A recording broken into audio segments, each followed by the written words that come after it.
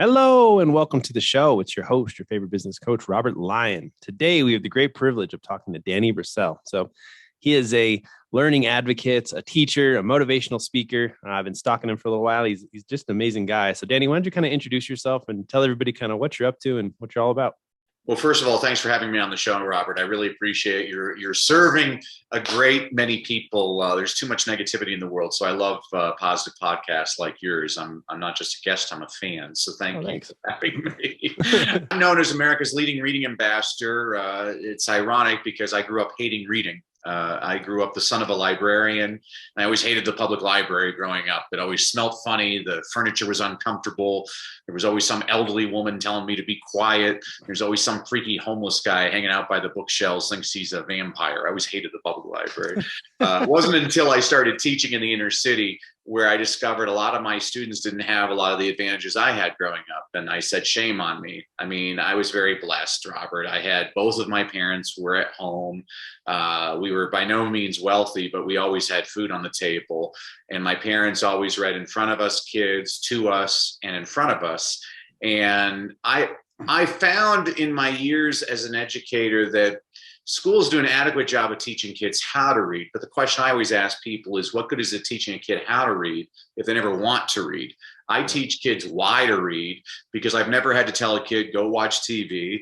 I've never had to tell a kid, go play a video game. And I never want to have to tell a kid, go read a book. I want them to choose to do it on their own because they love it. The reason I love, like your audience, Robert, is working with entrepreneurs is, I know I don't know many successful entrepreneurs that have not read a lot in their area. You need to figure out what, and it's different type of reading than what we were required to do in school. I mean, nobody's ever assigned to an entrepreneur to read, The Great Gatsby. No, entrepreneurs are out chasing, what's Dan Kennedy's latest marketing strategy? And what's Russell Brunson doing to figure out how to create funnels to increase my business? And that's what we're doing as entrepreneurs. And so I love working with entrepreneurs, both as themselves for readers, but then a lot of them are parents trying to figure out, well, how do I get my kid so that they're interested in anything? So that's a very long answer to a short question. I apologize, Robert. You're good.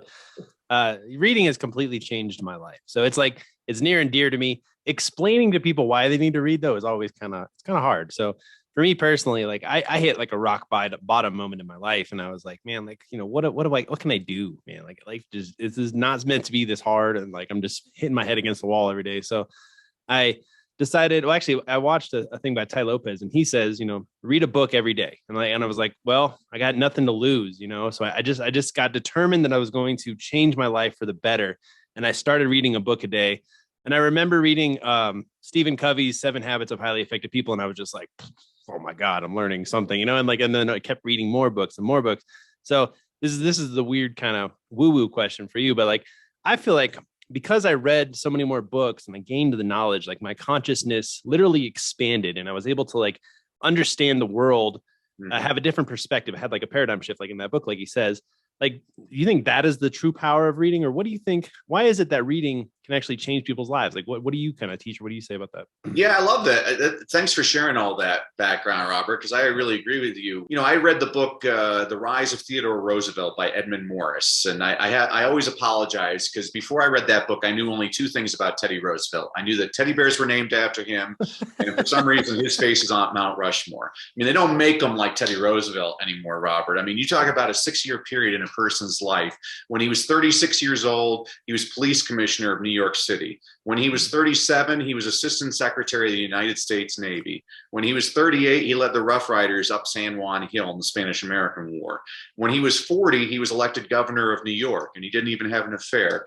When he was 42, he was elected vice president of the United States. Later that year, following the assassination of President McKinley, Teddy Roosevelt became then and to this day the youngest person ever to be the president of the United States. I mean, Not a Wow. bad 6-year period. I mean, I've gone almost 3 months without getting a parking ticket. I feel pretty proud of myself. This guy set the bar really high. Right. But what impressed me so much about this book, Robert, was when he was a kid, he was sick all the time. And so Teddy Roosevelt, he spent all his time reading. I mean, he was a speed reader. He had a photographic memory, and he could read in like 6 languages. They say you could give him an 800-page book in Latin at dinner, and he would quote pages to you at the breakfast table. By the time he was 30 years old, they estimate Teddy Roosevelt had read over 20,000 books. And so now when I'm teaching little kids, I'm like, now you're supposed to go, whoa. And they're like, whoa. And I'm like, so I always tell kids, we're going to start reading a lot of kid books. I mean, so here's actually a tip for your audience. I still do this day. I mean, I read 10 books a day. I mean, many of them are scratch and sniff and pop up, but I do read 10 books a day.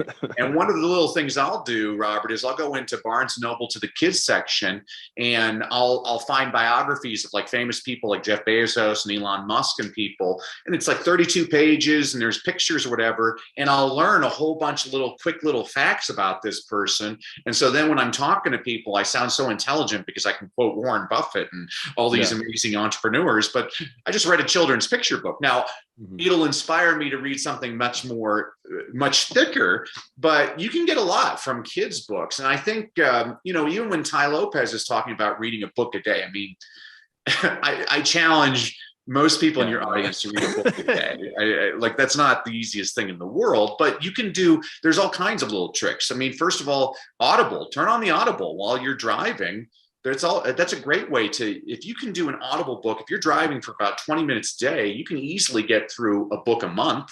And so 12 books a year, if you're talking about like you're an entrepreneur, there's all kinds of great things you can get through. I mean, I'll read like, Cialdini's Persuasion or Influence. I'll read about Carol Dweck's mindset, but I'm not physically reading them. I'm listening to them all the time. I think where I see the schools do a bad job is they don't really follow the interests of the kid. And that's why, Robert, you had a tough time reading. Is you had no interest in reading the Scarlet Letter by Nathaniel Hawthorne. I mean, when I read the Scarlet Letter in high school, the book is about Hester Prynne commits adultery, and so she's forced to wear an A on her chest.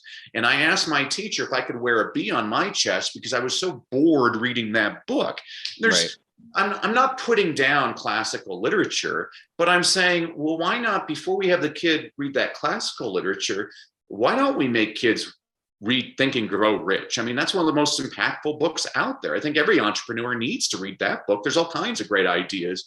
Or, read a lot of these books are really quick reads too, like Dale Carnegie, How to Win Friends and Influence People. I mean, the book was written in like the 1940s.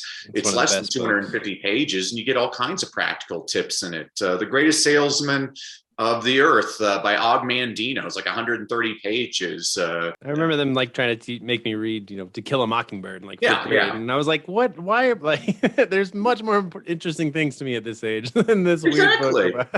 Well, why not find that? I mean, exactly.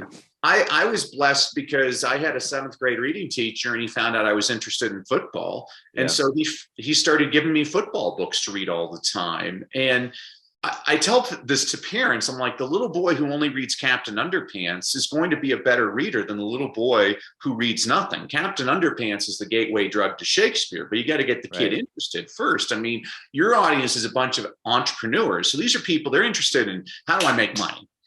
And so if you want to learn how to make money, you don't learn how to make money, reading books that are about romances in middle Elizabethan England. I mean, you learn how to make money. I'm like, okay, let me read about people that hustle. I want to read about the Vanderbilts and the Carnegies and, what these people do. Why is Henry Ford so successful? What did Thomas Edison do that was different than other people? And there's all kinds of great books of all sizes. I mean, they don't always, if there's one thing I'd love for your audience to get, is that the research is really clear on this. It doesn't matter what you read. What matters is how much you read. It doesn't matter if you're reading James Joyce and James and the Giant Peach. People who read more read better. And, I'm constantly, they say people are illiterate now. I'm like, people are reading a lot more. I mean, they might be reading their iPad and they're going through social media and reading things, but you can learn from that. I mean, Ty Lopez is a perfect example. I mean, I stumbled upon him once and I thought he was a con man. And then I started going through all of his courses. I'm like, how on God's green earth has this guy put together this much stuff? Yeah. And I love it. He's unlike most people because he does something. I mean, Right. entrepreneurs that are successful, they fail a lot, but they do stuff. You gotta do stuff. And that's the same thing with reading. I mean, you're never going to be, I know plenty of readers that don't necessarily become effective leaders, but I have never, ever seen an effective leader that was not also an avid reader. And it depends. I mean, if you look at like in the military, General Schwarzkopf could read in 4 languages and quote Shakespeare with no problem. You look in government, Teddy Roosevelt, they say even when he was president, he was reading 3 books a day. I mean, Elon Musk, if we want to go into titans of industry, Elon Musk reads at least 1 book a day. They say up to 3 books a day right now. Yeah, I watched an interview. He was like, I was very booked when I was little. And I was like, yeah, I mean, look at that. But yeah, LeBron James, like when he was playing for the Miami Heat, I could have kissed him because they showed him in the locker room before the NBA finals and he was reading The Hunger Games by Suzanne Collins. I'm like, dude, you just did more to get kids excited about reading than I can ever do in my life. I mean, you look at even people, Tom Cruise and Sylvester Stallone and Whoopi Goldberg, these people are all dyslexic, but they've learned how to do some type of reading. Usually, since they were dyslexic, they usually do better listening to books being read too. So a lot of these people, they'll do audibles, but they've come up with strategies. And so, I mean, I don't see how anybody in your audience is ever going to be successful by trying to do it on their own. Why not get the mastermind of people you've never met in your life, these titans of industry, of whatever you're trying to do, and figure out, well, what did they do and how can I copy them? It probably helps your motivational speaking when you go in to read the kids' books and you memorize all the quotes, right? Because that's like the first kind of piece to do in speaking is you memorize really good quotes. Oh, yeah. Like, you can spitball them out there. How did your kind of speaking career kind of begin? And I'd like to learn a little bit about that. Well, that was because of financial necessity, Robert. I went to a real estate seminar with my wife in 2005, and it turned out to be a scam, and we lost everything. And I could focus on all the negatives, but I always focus on the positives. I mean, one positive is my wife and I are mates for life. I put her through hell, and she stuck by me. I try not to judge other people now, because if I was somebody that looked at what I did, I'd say, well, you deserve all of that. But now I realize if you don't know everything about a person, you don't really know anything about a person. Yeah. Money is just a tool to me because I see how easy it is to make it and to lose it. It's not something I'm going to put my entire devotion to. I became a Christian, which I'm not proud of, but the more I read the Bible, I'm not the first screw up to find Jesus. But in order to avoid bankruptcy, which I eventually had to file because of North Cuba, aka Florida, in order to not file for bankruptcy originally, my accountant said, well, you have to make this much more money a year. And so I was a professor at the university at the time. And so I started speaking on the side. And Robert, I hit the number that he gave me. Well, the next year he gave me a much higher number, and I hit that number right on the number. And so in year 3, I thought, well, maybe I should set a higher number.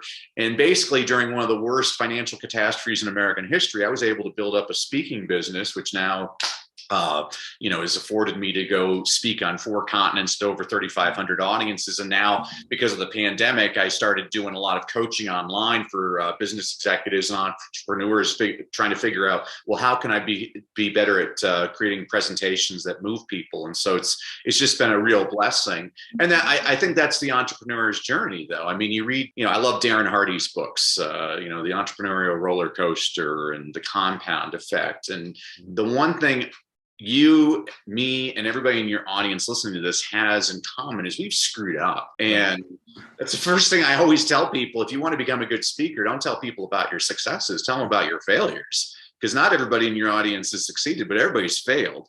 And the more you talk about your failures, the more vulnerable you're expressing, and people are going to start to trust you. I mean, we'll go back to Ty Lopez as a perfect example. If you ever listen to him tell his story, he talks about growing up poor in North Carolina and all the adversity he grew up with. I mean, you always hear it. Every one of these guys has the same story. Tony Robbins, I had to wash my own dishes in my bathtub.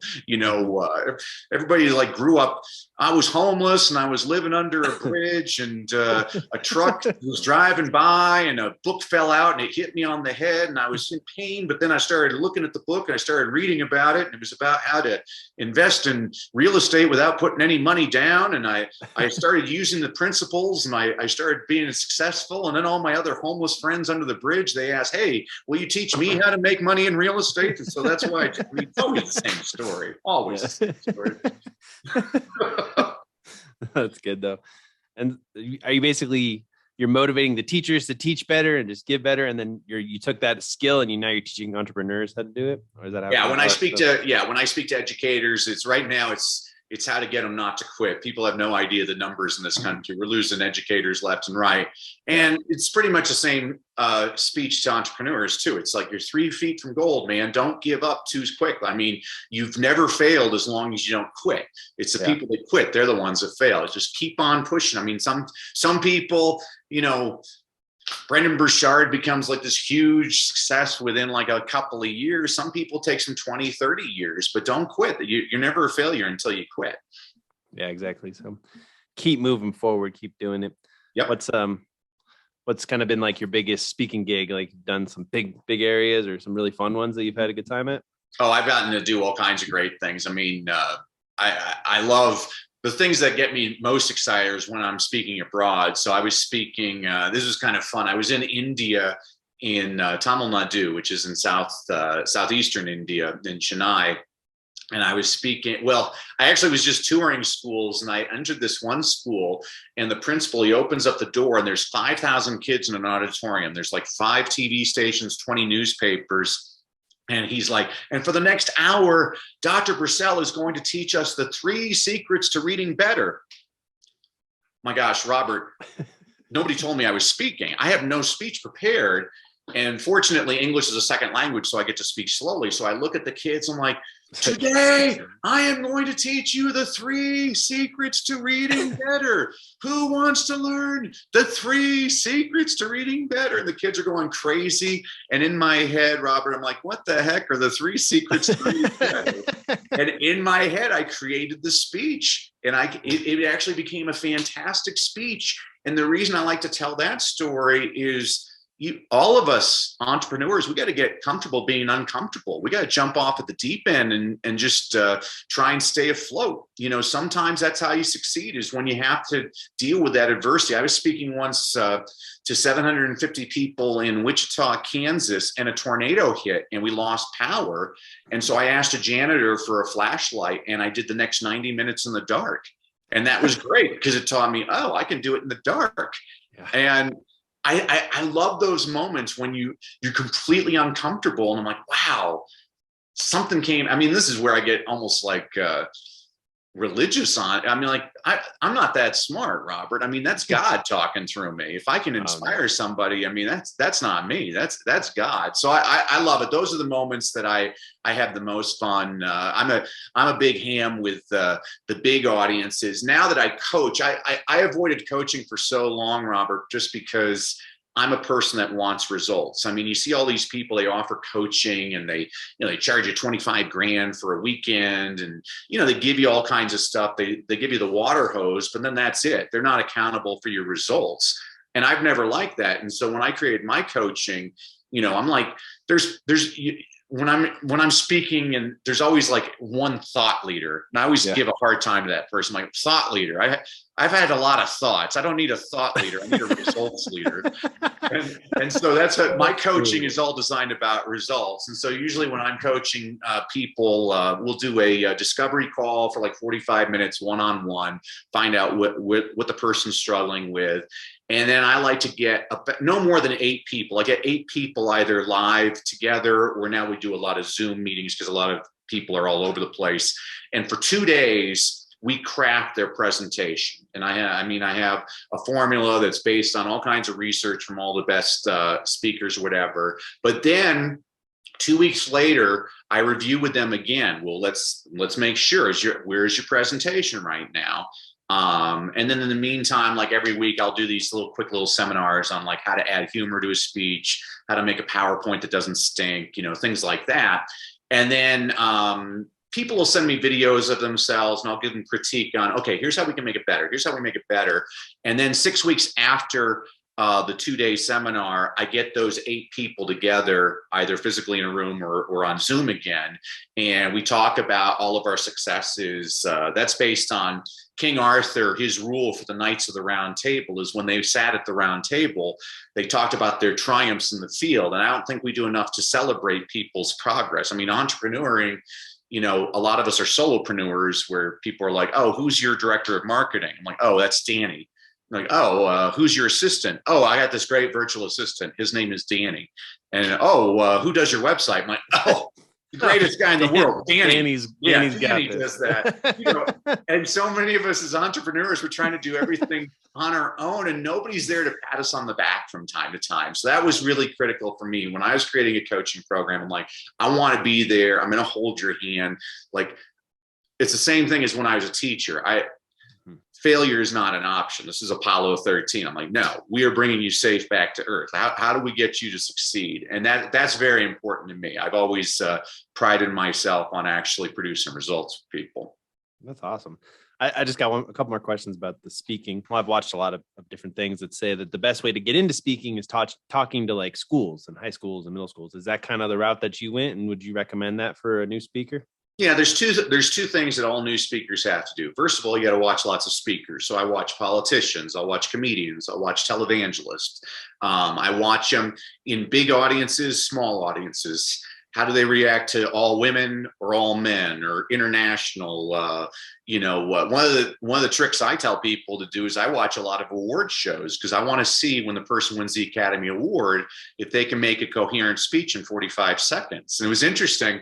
This last Academy Awards, everybody talked about the Will Smith, diatribe for 5 minutes. He's just talking about nothing for 5 minutes, waste of everybody's time. But there was a guy that won an Academy Award this year, and I don't remember his name. I don't remember the category. It was an obscure category. And his entire speech, he said, a lot of you don't know that. He's a British guy, so I'm going to do my British accent. He's like, a lot of you don't know this, but when phrased properly, Academy Award nominee can be used as an insult. For example, yesterday, I got in an argument with my 17-year-old daughter, and she said, well, Academy Award nominee Thomas Frazier. It was by far the best speech. Everybody was laughing, and I guarantee you, Robert, that guy who nobody even cared about, all of a sudden he's got like Denzel Washington and Brad Pitt wanting to meet the guy because he gave a powerful speech. And so the first thing I tell people is, if you want to be a good speaker, watch lots of speakers. The second thing is what you were talking about. The second thing is you got to do the reps. I mean, one of my mentors was Jim Rohn, and he said, you can't pay other people to do your push-ups. So you have to get out there speaking. And so you need to speak to even the smallest towns in America have a Rotary Club, a Lions Club, an Optimist Club, a Kiwanis Club. And all these clubs, they get together every Tuesday for a rubber chicken lunch, and they need 52 speakers a year to speak for free. Well, that's a great audience because, again, you never know who's in your audience. I mean, I tell people, I once spoke at my public library in Redondo Beach, California, and they said there's going to be 500 people there. Well, 4 people showed up. 2 of them were my realtors. The other 2 was a Hispanic couple, didn't speak a word of English, but I believe in giving 110%. So I did as much in Spanish as I could. We all laughed, had a great time. Well, that was when I was first starting out as a speaker, Robert. I was making about $700 a day as a speaker at that point. Well, the Hispanic woman who didn't speak a word of English was taking English classes at the adult school nearby. She recommended me as a speaker, and they paid for me to do a 1-hour keynote for $4,000. Boom. And I learned it doesn't matter how many people are in the room. All that matters is who's in the room, and so that's getting a little bit off the point. But again, to become a better speaker, you got to do the rest. Service organizations, churches, synagogues, temples, speak to chambers of commerce, to schools. I mean, every kindergarten class is going to love listening to you. I mean, you got to do the rest. I mean, and now do it on YouTube. I mean, when I work on my 2-day seminar with the people, I'm like, I expect you tomorrow to go on Facebook Live and to give your speech. And what's going to happen? Nobody's going to watch you, and you're going to stink. Yeah. And then the next day, I want you to do it again. And maybe you get somebody accidentally from Montreal tunes in and you're going to do your speech and it's going to stink a little bit less than it did the day before. You got to get your reps. It takes time. I mean, whenever you watch a person running for president, they have a stump speech that they do like 20 times a day. And so by the time they've been doing it for a month, you watch them and they're completely polished. They know when to pause, and that's how you build up your confidence. Do the reps. Got to do the reps. And then you basically make people excited because you break through the barrier, right? With humor, with kind of being more alive than most. And how do you pick the topic of what you want to talk about? Like, what do you try and find the most powerful one? Do you just like brainstorm a billion things, or is it about the audience? How do you think about it? I'll give you an example to answer that question, Robert. So it was between me and another speaker for a large school district outside of Houston. And I asked the conference planner, I said, well, what's your biggest problem? And she said, oh, working with English language learners. I'm like, oh my gosh, I have a book called Working with English Language Learners. And if you book me, I'll give everybody in your audience a free copy of that book. And she said, you do that? I'm like, I would totally do that. So she signs the contract. I call up Janice, my designer. I'm like, hey, Janice, can you design a book cover for me? I got to write a book tonight. And I created a 2-day presentation on working with English language learners because she said that is what they had the need for. I mean, that's what I'm listening for all the time is, well, what do you need? Right. And this is what entrepreneurs, you got one mouth, but you got 2 ears. You need to start listening to people. What did that person just say? And this is why I tell people, stop doing everything online. You need to get on the phone and talk to people and listen to them. People are interested in one thing, a solution to their problem. How do you solve their problem? And so that's how I create. And the other thing, so I'm going to give you some ninja tricks. So I'm training people is I tell my people, hey, I've never actually written a speech in my life. Basically what I do is when I make a presentation, I illegally download all kinds of images off of Google and I put them together in a PowerPoint. And then those pictures guide me on how I'm going to do my presentation because I don't want to get caught up. If I wrote the presentation, it gets wordy and I get caught up in, I didn't, it's almost biblical. I didn't say Genesis 50:20. No, I don't want to worry about that. I want to, okay, here's the point I'm trying to make. How do I make that look natural with different stories? I mean, Walt Disney said, people think in pictures. If you ever watch the news, there's always a news anchor delivering the news. But if you look in the upper right-hand corner, they have a picture. And the picture, like if they're talking about the war in Iraq, it's like of an explosion. The easiest way I can demonstrate this to the audience is, I'll do this for you, Robert, right now. So I want you to imagine an apple in your head right now. Got it. About 3 seconds. Okay. What did you just imagine? Describe the apple you just imagined. That was a green apple that I left at my house this morning. Perfect. So I have people, they talk about all kinds of apples, a green apple, a Granny Smith apple, a red delicious apple, a Fuji apple. Some people, they'll think of an Apple computer. I have never once done that exercise with an audience and somebody said, oh, I imagined the word APPLE, because you don't think in words, you think in pictures. And that's the same thing when you're giving a presentation is how do I paint a picture for my audience to solve their problem?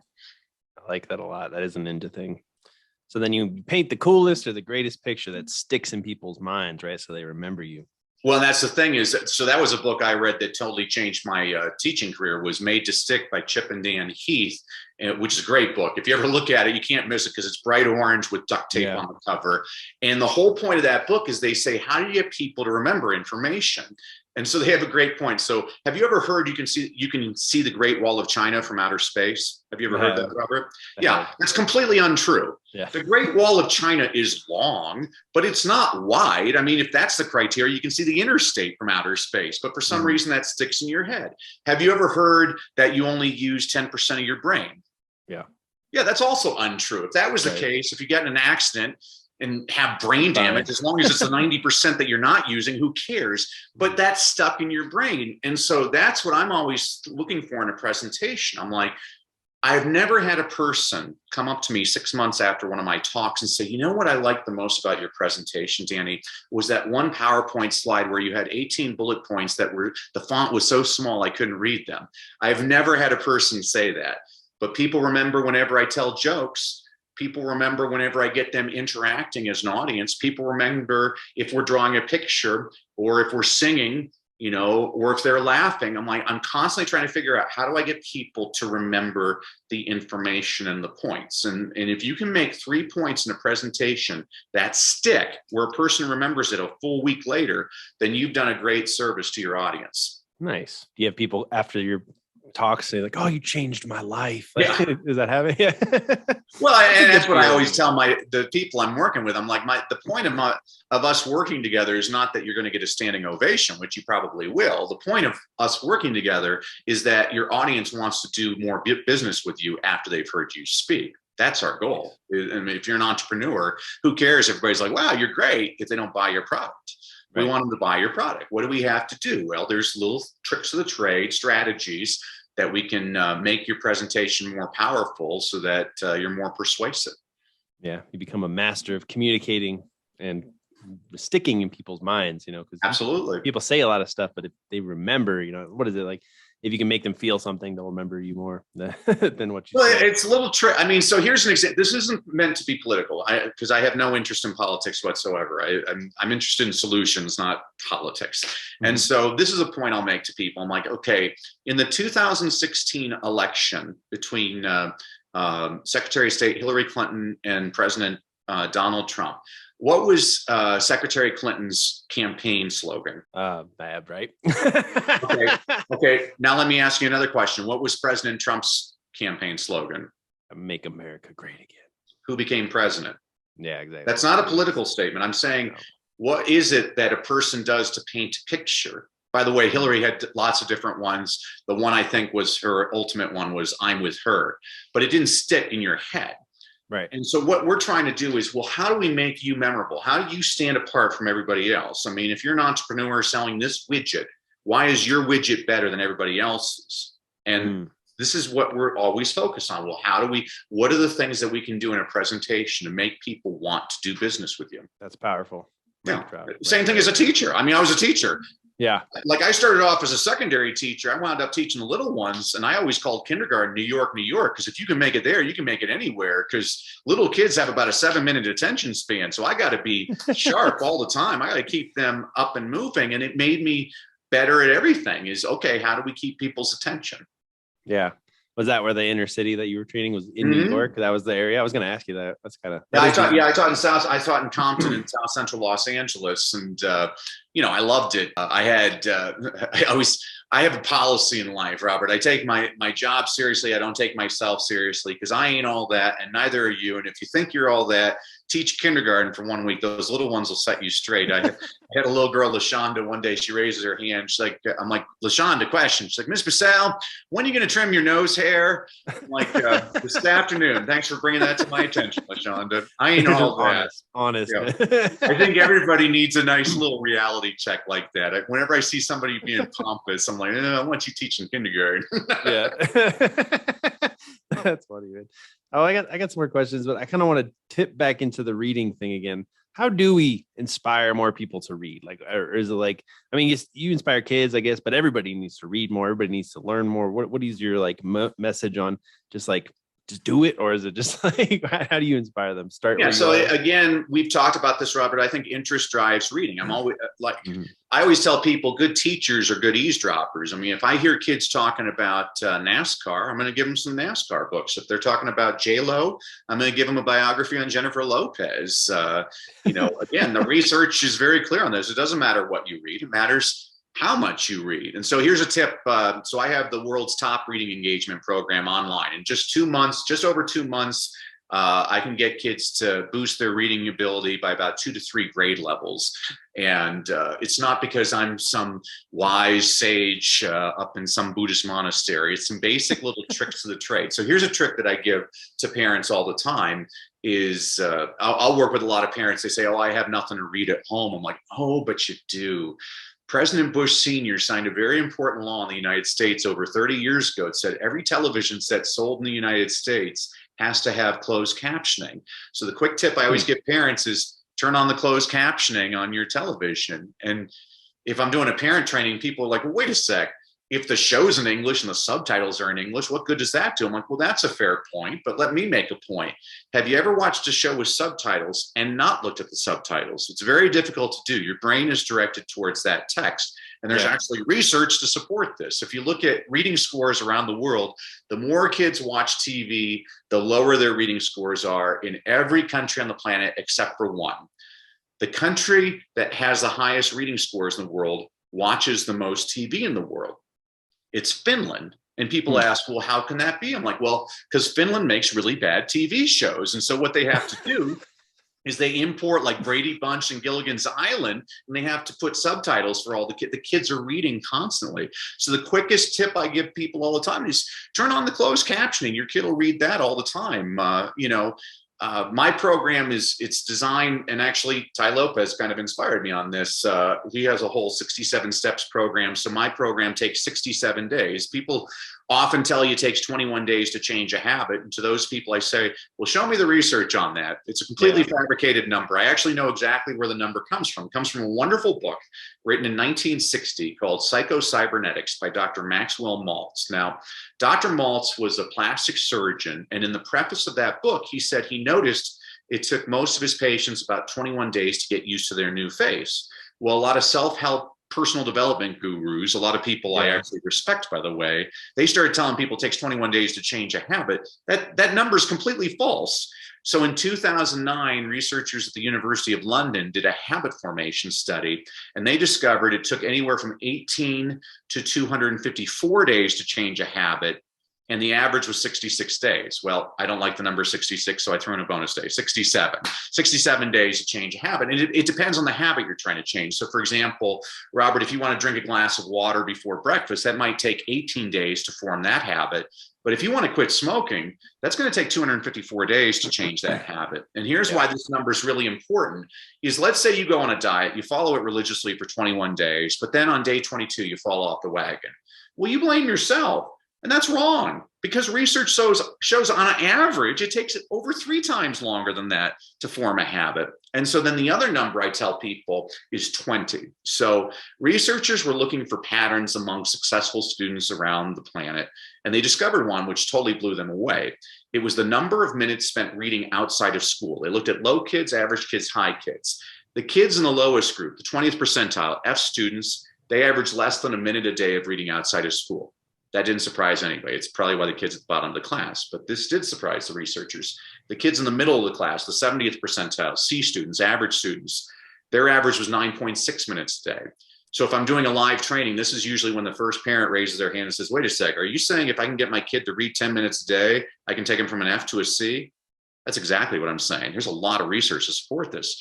But this startled the researchers even more. The kids in the 90th percentile, near the top of the class, A-minus students, do they spend 3 hours a day reading outside of school? No. Do they spend 1 hour a day outside of school reading for fun? No.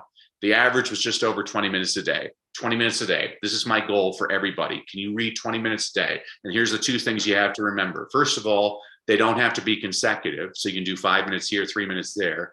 And second of all, being read aloud to is just as good as reading on your own. So if you take 10 minutes each way to drive your kid to school, put on an Audible book, and the kid's covering the 20 minutes just on the commute back and forth to school. So those are just some of the quick little tips. In the whole program, basically every day, parents get a video from me, a 5-minute video, which gives them a new idea on how to get their kid engaged in reading at school. I mean, and in just over a couple of months, we get kids to read more, to read better, but most importantly, to love reading. I think that's freaking awesome. 20 minutes a day. Yeah, man, I think it's good.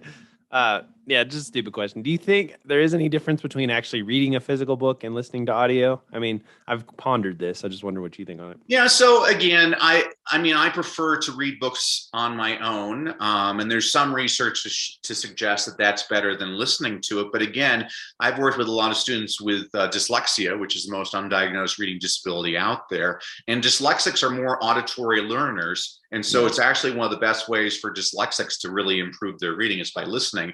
And so, obviously, when you're reading it on your own, you're creating your own pictures in your head. Whereas if you have maybe a dramatic actor, like I love Jim Dale narrates the Harry Potter books. He has like 132 different voices, and the voices, you start to form pictures in your head. But again, that's still better than just watching the movie. And that's another thing I always tell parents. I'm like, I encourage kids to watch movies based on books, because usually the kid comes back and says, wow, the movie was really great, but the book's a lot better. I want kids to understand that, yeah, you're missing out if you're not reading the book. There's things that, and plus the other thing is, when you read on your own, you're forming those pictures in your own head. You're not having somebody else saying, oh, Julia Roberts is playing this character. You're like, wait a sec, I thought it was going to be Angela Bassett. I thought the character was an African-American woman, something like that. You want to form your own pictures in your head. Yeah, I was actually listening to Alex Huberman or whatever, and he was saying when you read to yourself on the book, there's a vibration in your throat, so you're actually silently saying the words. So then you're seeing it in even more, and it's just kind of crazy. Maybe the more senses you can get into, it just will it'll stick a little bit more, because I listen to so many audiobooks, it's ridiculous. That's but then I forget a bunch of them, and then I re-listen to them again. I'm like, oh my God, did I actually read this? Well, there's lots of, again, I always tell people, look at actual research on this stuff. So being read aloud to, there was a great study done at the University of North Carolina. So they had 40 pregnant women, and every night they would have the husband read aloud Green Eggs and Ham by Dr. Seuss to the womb. Well, when all the babies were born, they then had a researcher read aloud 5 different stories to the baby. And every baby had a visual reaction to Green Eggs and Ham. Oh, so crazy. that was a great study, because it showed even in the womb, the kids actually is associating the story at that young of age. And I mean, even today, as an adult, I tell people, I'm like, I still love, I'm just like you, Robert. I'm constantly listening to audiobooks. I'm like, oh, this is great. It's a 2-for-1. I can exercise on the treadmill, but I'm also learning. I'm not listening to something negative. I'm listening to some kind of great book, like Jack Canfield, The Success Principles. This is like a book. It's a real thick book, so it intimidates a lot of people. Well, you can listen to the audio version, and I'm like, oh, this is great. It's a great book. It's almost like bathroom reading to me. It's something gives me a 2-for-1. Yeah.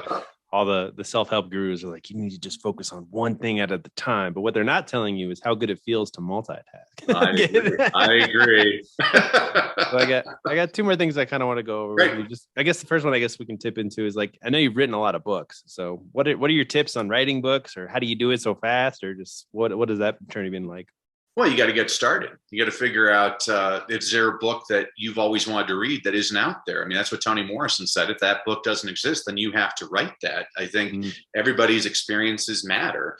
And I always point out to people, it's not called the New York Times best written list. It's called the bestseller list. And just because your book, it doesn't have to be 875 pages and written in Russian to be considered a book.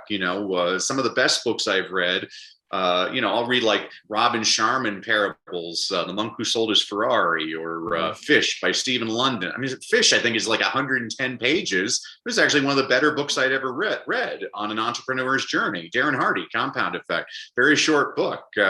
So get started, and don't freak about. You can always hire somebody on Fiverr to help you with the editing to make it look prettier and make you look like you're semi-intelligent. But, I mean, the last book that I wrote was called Leadership Begins with Motivation. And it's basically an homage to Paul Harvey. I listened to Paul Harvey on the radio when I was a kid. Every day he'd come on at 12:15. He passed away a couple of years ago at the age of 325 years old.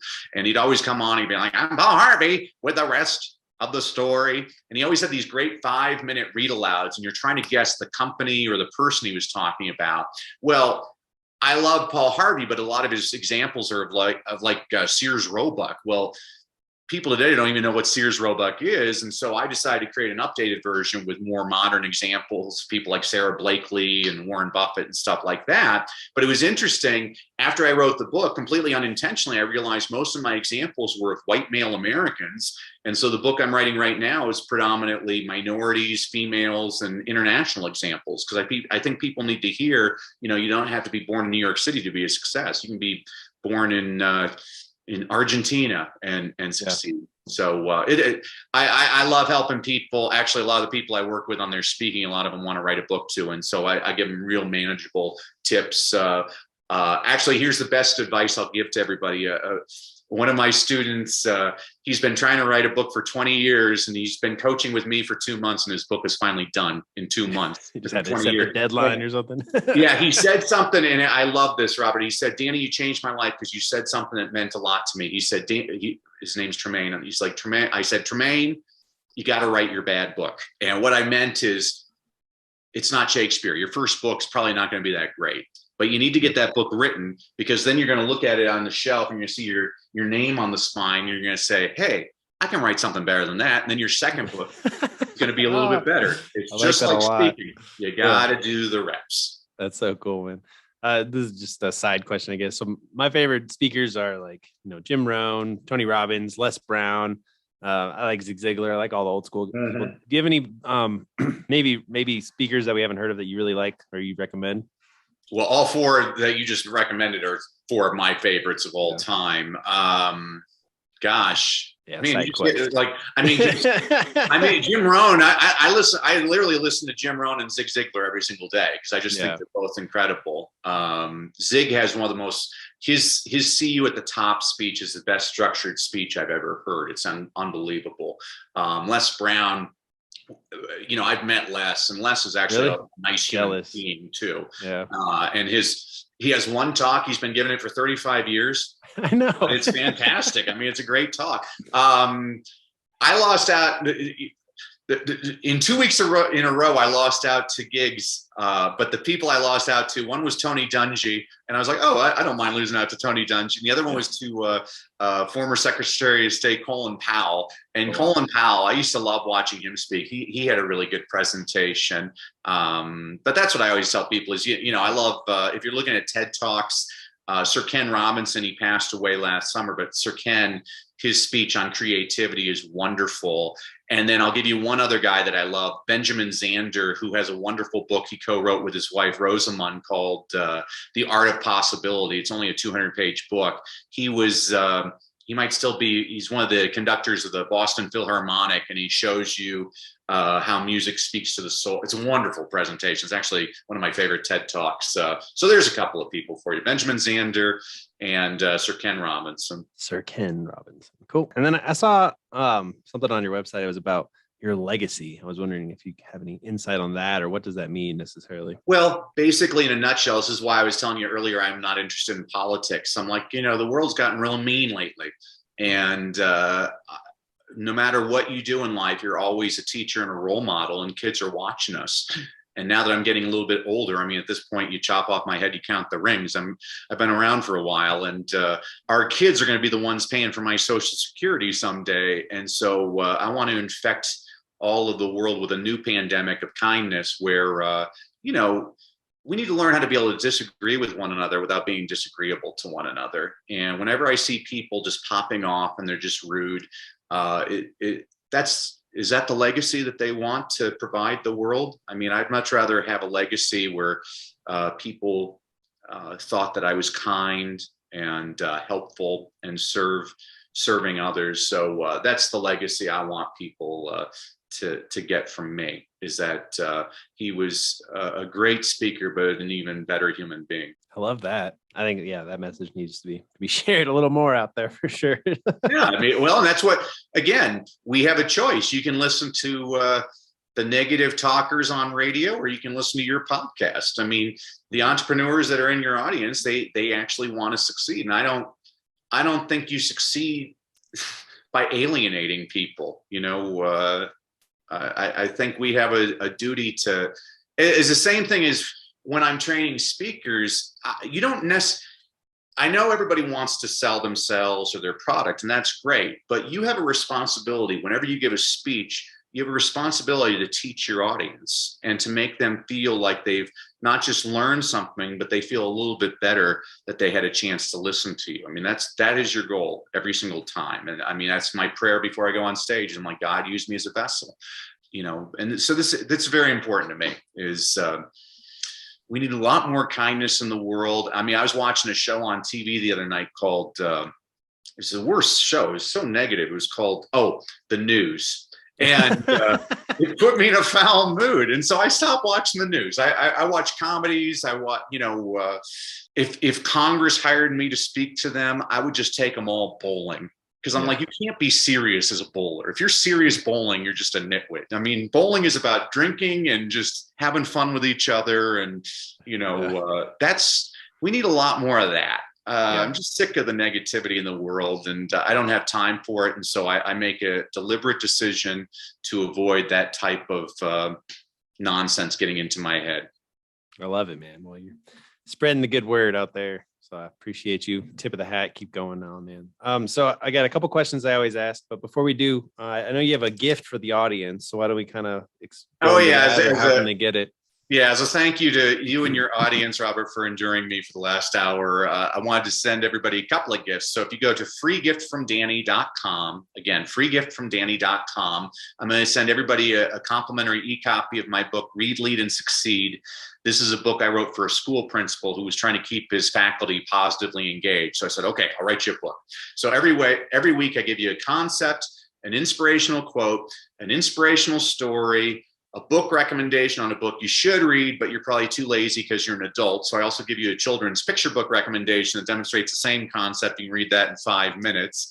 And then I'm also going to give everybody access to a 5-day reading challenge I did last summer with about 700 parents online, where every day for an hour for 5 consecutive days, I give you all kinds of tips on how to get your kid excited about reading. Because the more excited we get kids to read, the more likely they are to read, and the more they read, the better they get. This is basically the basis, the promo for my reading engagement program. Those are my gifts to you and your audience. So thank you, Robert. I appreciate that. I love that. We'll have the link in the show notes down below. Cool. And actually, before I get into my last 2 questions, I wanted to ask you. So you said one of the biggest things that people need help with right now is not quitting their job as teachers. What else are you seeing out there that people kind of need help with? Well, I just saw the stat yesterday from McKinsey and Company, Robert. They said over 60% of Americans right now are considering leaving their jobs. I mean, 60%, that is a large number. I mean, the world is totally changing right now. The pandemic, a lot of people, to me, is a fortunate thing. A lot of people started saying, what's this all about? Maybe it's not all about work. Maybe I need to spend more time at home with my family. And so more and more workers are demanding that they can either work remotely or do a hybrid version of their job. But the fact that I saw 60% of people are looking to leave their jobs. I mean, this is one of the presentations I'll be giving next month to an audience, a corporation that's had a lot of change in their corporation. And so they asked me if I would create a workplace culture presentation. Oh yeah, I do that all the time. Well, I haven't. I'm putting together that presentation right now. And how do we create a positive workplace culture where everybody thrives? And so that's a big thing. People don't know the numbers. I can tell you in education, before the pandemic, we lost 1 in every 2 school teachers in their first 6 years in the job. We lost 1 in every 2 school administrators in their first 2.5 years in the job. And I bet you those numbers are even more dire now. I mean, I did a presentation in Phoenix recently. They have 2,000 teacher openings, and Phoenix isn't even one of the top 10 school districts in America. I mean, I can't even imagine. I was speaking in Texas a few months ago, and on the exact same day, 9 superintendents resigned. And wow. I mean, I've talked to a lot of these people, and they're like, I talked to a superintendent. He's like, man, for 2 years, Danny, I haven't even talked about education. We've talked about mask or no mask and which bathroom do the kids get to go to.